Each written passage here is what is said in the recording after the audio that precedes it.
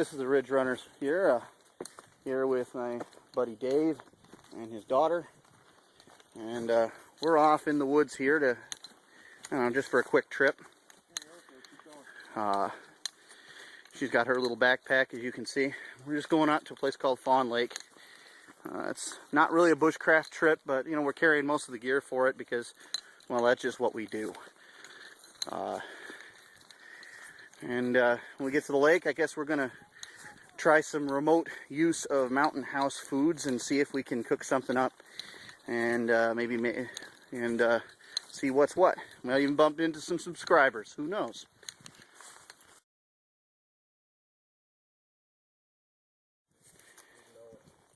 And we got a little fire started here.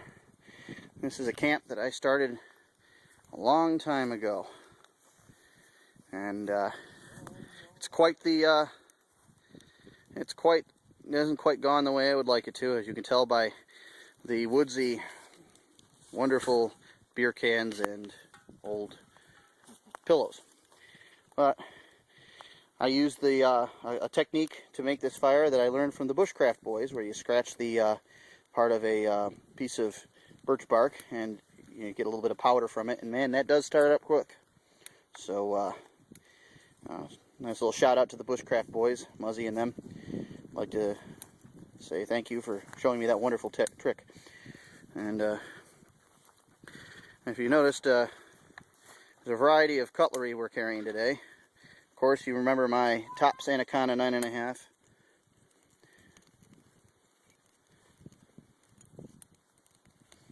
And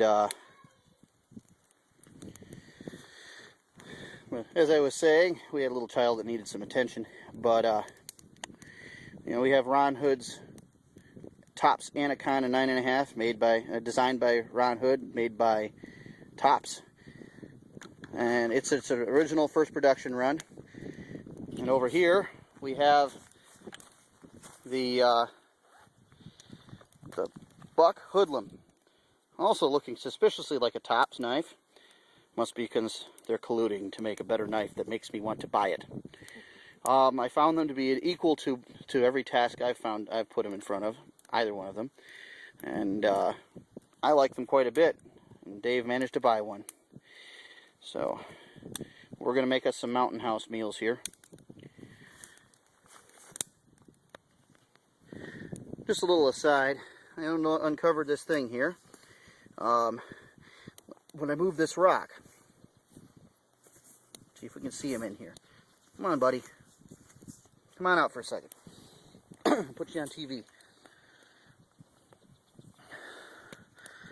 You see this little guy? That there is a salamander.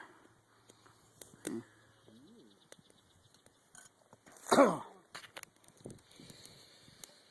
little guy. There you go. Here we go. Shh, don't come too close. Now, these are what we call an indicator of the health of the ecosystem where you are. And these little guys are very sensitive to pollutants. His presence tells me this is a very healthy place.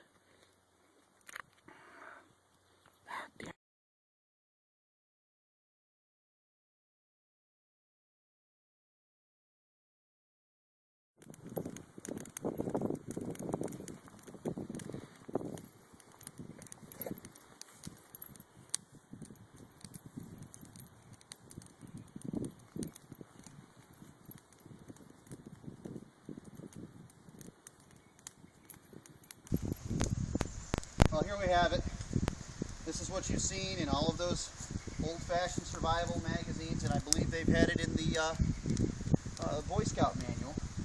The way to hang a pot over a fire without having to spend a lot of time making one of those nice special apparatus with the 2 forked sticks and everything.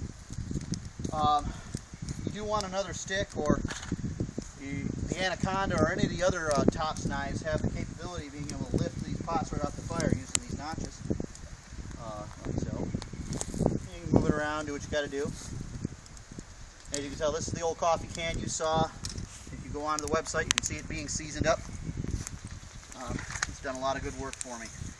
But now we're going to have us some mountain house and maybe a little spam. So stand by and we'll get down to eat.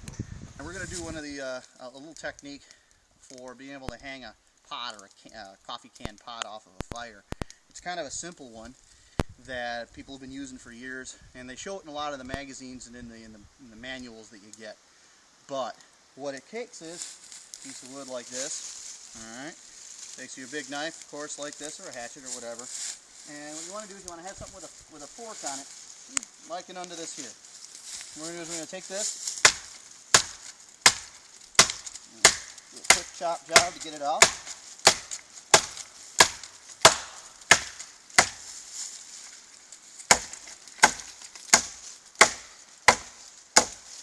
Good seasoned wood. Because the rest of it's going to be firewood tonight.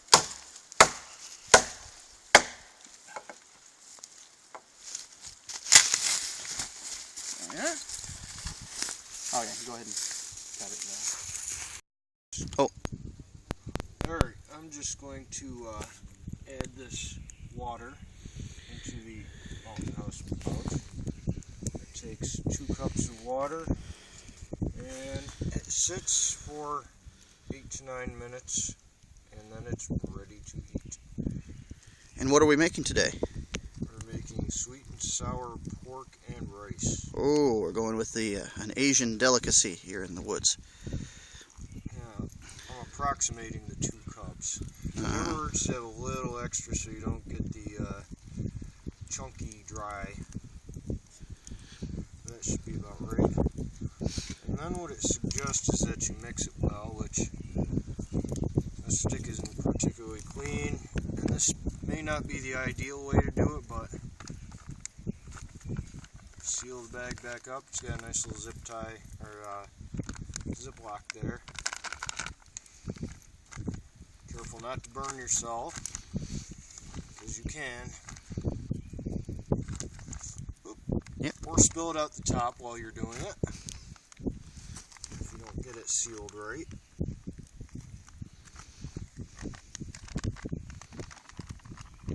And I'm sure there's still going to be some dry spots in it, but it won't kill you. And that's what the stick is for. And this is the ultimate flavor addition. Tabasco sauce.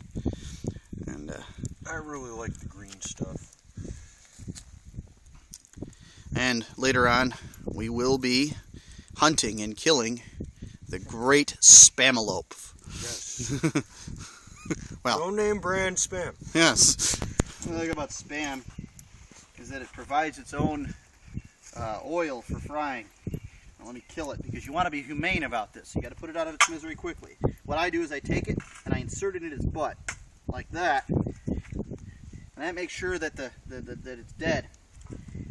And then the innards come out pretty well, as you can see. And then, of course, there's the field dressing of the spamalope, which requires, again, a large knife. I would use the machete, but I forgot to bring it with me, so this will have to do. It's a little small.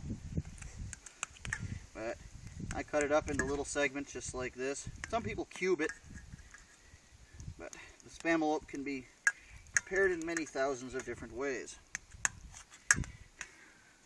As long as you're classy. Yes. Because classy people don't eat this stuff. Yeah. People own BMWs and stuff like that.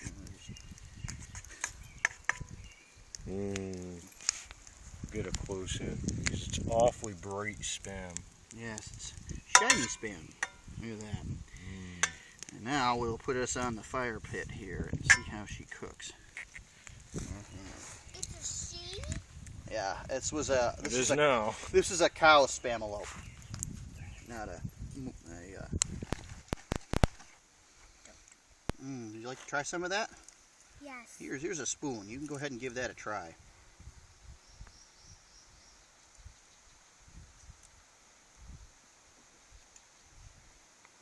A little warm? Does it taste good? Yeah. Even little kids like this stuff. It means take it with you when you go camping. You take a little kid with you, and then when you don't want to eat it, they will. And we got here all of the nutrients necessary for a small child. We got vegetables, we got rice, we got spam. Spam being one of the most important parts of the food groups.